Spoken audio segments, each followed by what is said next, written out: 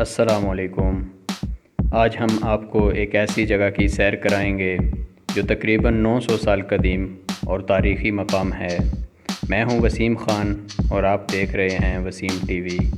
ناظرین، قلعہ نندنا کی مکمل تاریخ جاننے کے لیے اس ویڈیو کو آخر تک ضرور دیکھیں، اور ویڈیو شروع کرنے سے پہلے آخری گزارش ہے کہ ہمارے چینل کو سبسکرائب کر لیں اور گھنٹی کے بٹن کو دبائیں تاکہ ہر نئی آنے والی انفارمیشنل اور تاریخی ویڈیوز آپ تک پہنچتی رہیں۔ آپ کی رائے ہمارے لیے مقدم ہے۔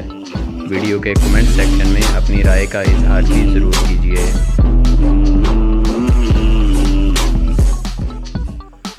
صدیوں پرانا تاریخی قلعہ نندنا پنڈ دادن خان سے 30 کلومیٹر دور باغاں والا گاؤں کے پاس پہاڑ کی چوٹی پر واقع ہے۔ ہم نے وہاں تک پہنچنے کے لیے نسبتاً لمبا راستہ چنا، جو جہلم پنڈ دادن خان روڈ سے براستہ پننوال اور پھر کوٹلی پیراں سے ہوتا ہوا شمال کی جانب کوہستان نمک کے پہاڑی سلسلے کی جانب جاتا ہے۔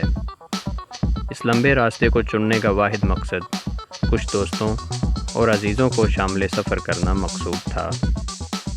یہاں سے ہمارے اس سفر کے گائیڈ اور میزبان محترم ندیم خان بھائی ہمارے ساتھ چلنے کو تیار تھے۔ ندیم بھائی نے ہماری ضیافت کا سامان موٹر سائیکل پر لادا اور ہمارے ساتھ ہی عازم سفر ہوئے۔ کوٹلی پیراں سے ہی مزید ایک موٹر سائیکل پر میثم شاہ صاحب بھی ہمارے ساتھ مل گئے۔ یوں 3 عدد موٹر سائیکلوں کا قافلہ بن گیا۔ کوٹلی پیراں کی گلیاں بارش کے بعد پانی سے بھری ہوئی تھیں۔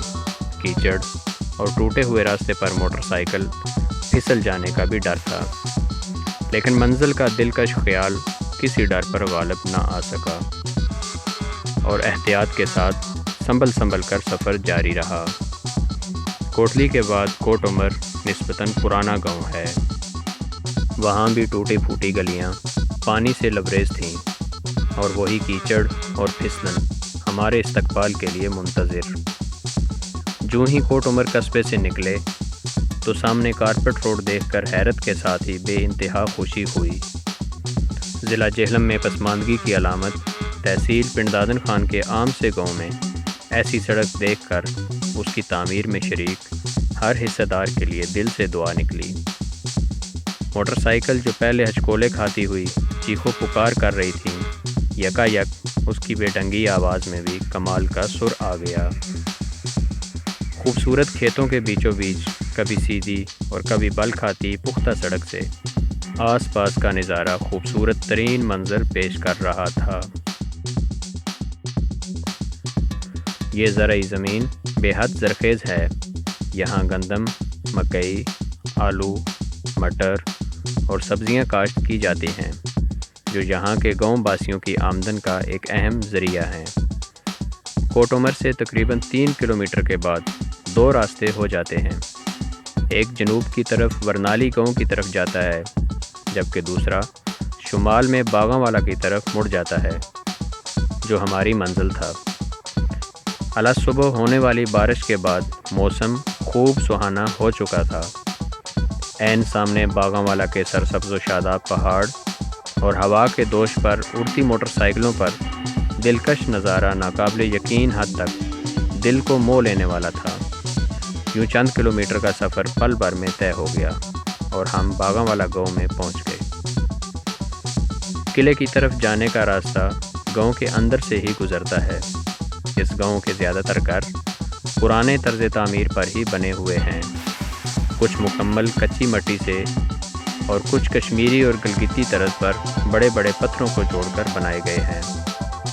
صدیوں پرانے اور تاریخی گاؤں کی گلیاں انتہائی تنگ ہیں، جہاں سے موٹر سائیکل کا گزر بھی بمشکل ہی ہوتا ہے۔ اس تنگ اور بل کھاتی گلیوں سے ہوتے ہوئے جب ہم پہاڑ کی جانب نکلے تو سامنے حسین اور دلکش نظارے دیکھ کر بے ساختہ سبحان اللہ کہے بغیر نہ رہ سکے۔ باغاں والا گاؤں سے ہمارے ساتھ ایک اور دوست میاں صاحب بھی اپنے موٹر سائیکل پر ہمراہی بن گئے۔ ہمارے ساتھ موٹر سائیکلوں کی تعداد 4 ہو گئی۔ ندیم خان بھائی نے مشورہ دیا کہ موٹر سائیکل یہیں گاؤں میں ہی کسی کے سپرد کر دیے جائیں۔ اور آگے کا سفر پیدل چل کر طے کیا جائے، لیکن میثم شاہ صاحب موٹر سائیکل پر ہی جانے کو بضد تھے۔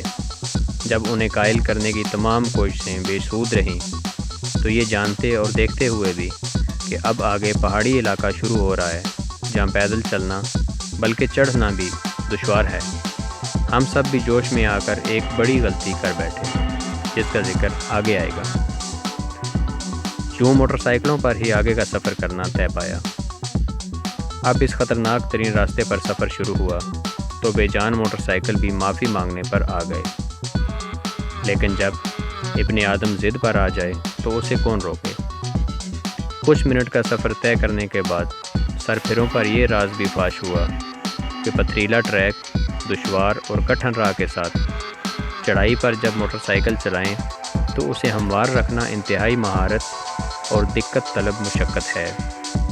خیر، ہونی کو کون ٹال سکتا ہے، پر ایمان پختہ رکھے اور سانسیں بند کیے ہوئے کہ کہیں سانس لینے سے جو حرکت پیدا ہو تو کہیں دو چکے کی سواری اپنا توازن ہی نہ کھو دے، یہ سفر جاری رہا۔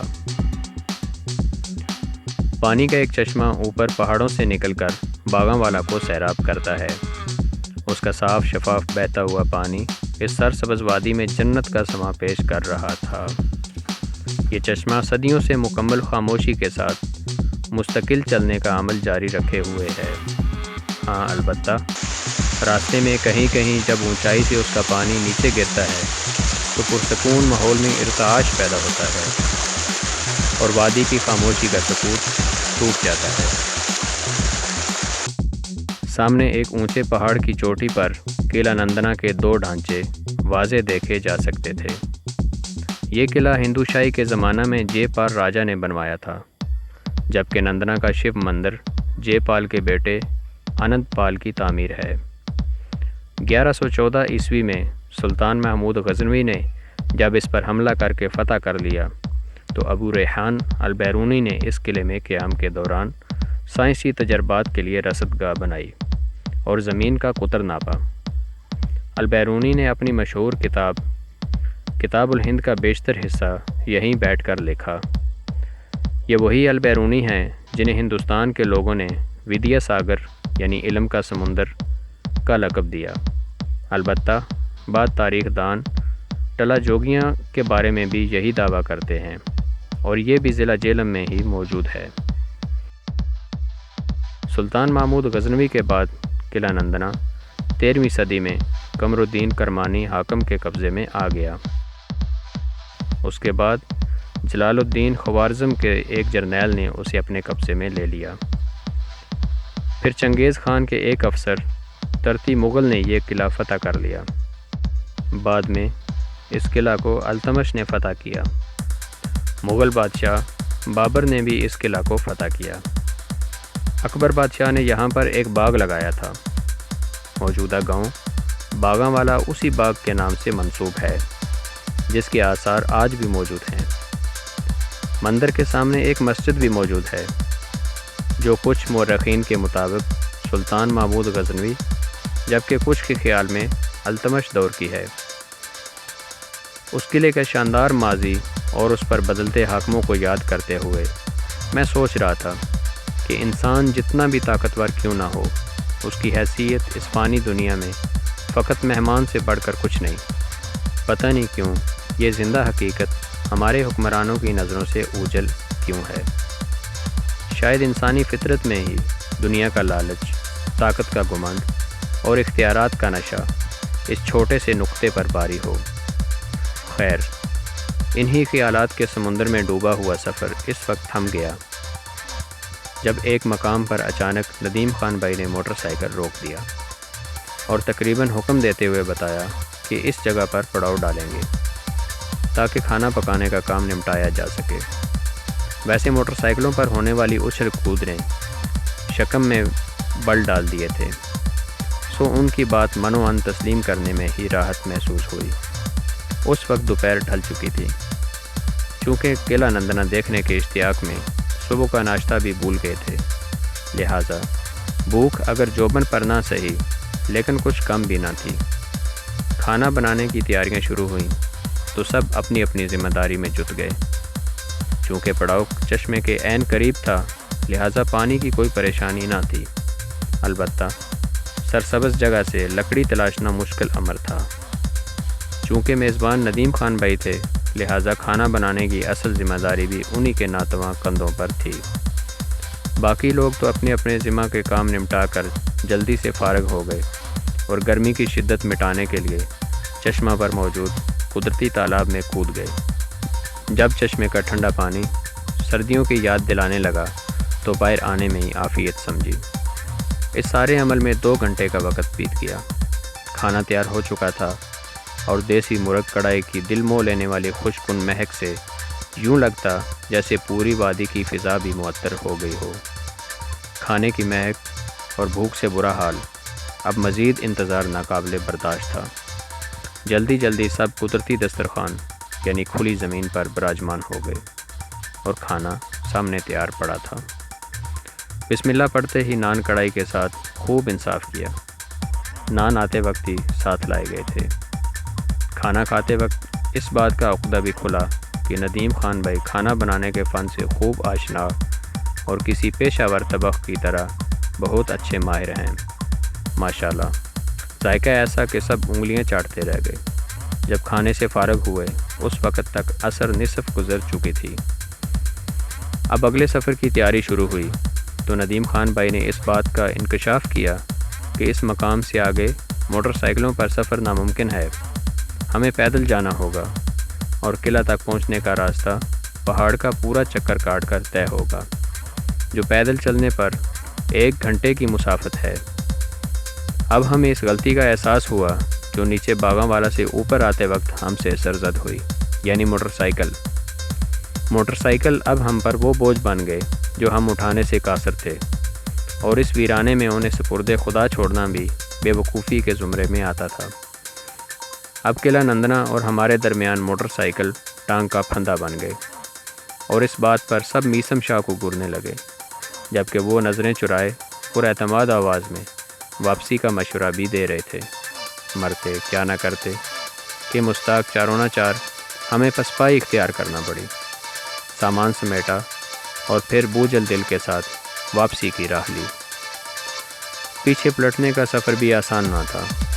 جبلی پگڈنڈیوں پر سواری کی اترائی کبھی کبھار موت کے منہ میں جانے کے مترادف لگا۔ اللہ اللہ کرتے جب نسبتاً ہموار جگہ پر پہنچے تو چشمے کے صاف پانی سے شاہ صاحب کو بطور ڈنڈ تمام موٹر سائیکل سروس کرنے پڑے، اور باقی افراد ہوا خوری، عکس بندی اور نندنا قلعے کو دور سے ہی حسرت بری نگاہوں سے دیکھنے میں مشغول ہو گئے۔ باغاں والا پہنچ کر ایک دوسرے کو اس وعدے کے ساتھ الوداع کیا کہ اگر زندگی نے وفا کی تو اگلی بار نندنا کا قلعہ ضرور مسخر کریں گے۔